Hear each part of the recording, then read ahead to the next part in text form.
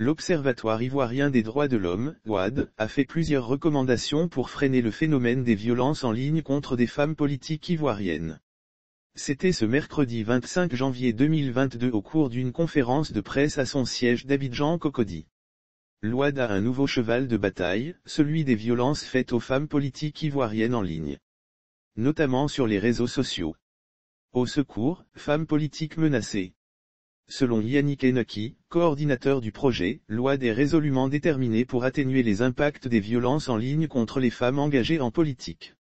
Cette organisation de la société civile, OSCI, ivoirienne a proposé des pistes de solutions au gouvernement ivoirien. Pour l'OID, il faut sensibiliser sur la violence à l'égard des femmes en politique en tant que problème pour la démocratie, les droits de l'homme et l'égalité des sexes. L'OSCE recommande également de former les acteurs étatiques et le grand public au problème des violences contre les femmes en politique. Mise en place des mécanismes pour recueillir des témoignages. Le coordonnateur du projet pour l'OID a souhaité la mise en place des mécanismes pour recueillir des témoignages sur les violences faites à l'égard des femmes, en vue de libéraliser la parole. Il a par ailleurs interpellé l'ensemble des acteurs politiques. Lire aussi prévention de crise post-électorale, les femmes de Côte d'Ivoire montent au créneau. Yannick Eneki a demandé aux leaders politiques de sensibiliser et former leurs militants et abonnés, followers, sur les bonnes pratiques démocratiques.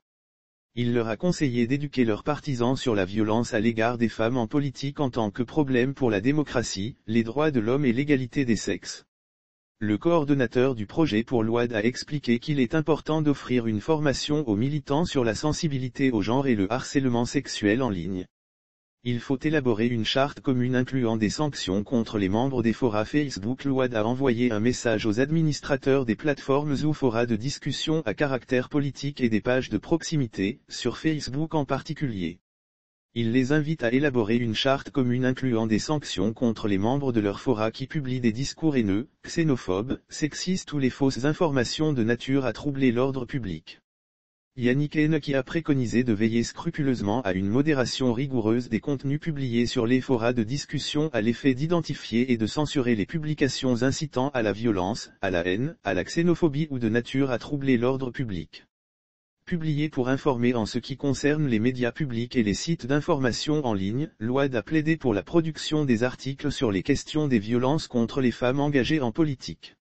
Le but est d'informer et sensibiliser les populations, ainsi que de soutenir les initiatives de lutte contre les violences faites aux femmes en politique pour une meilleure visibilité et promotion.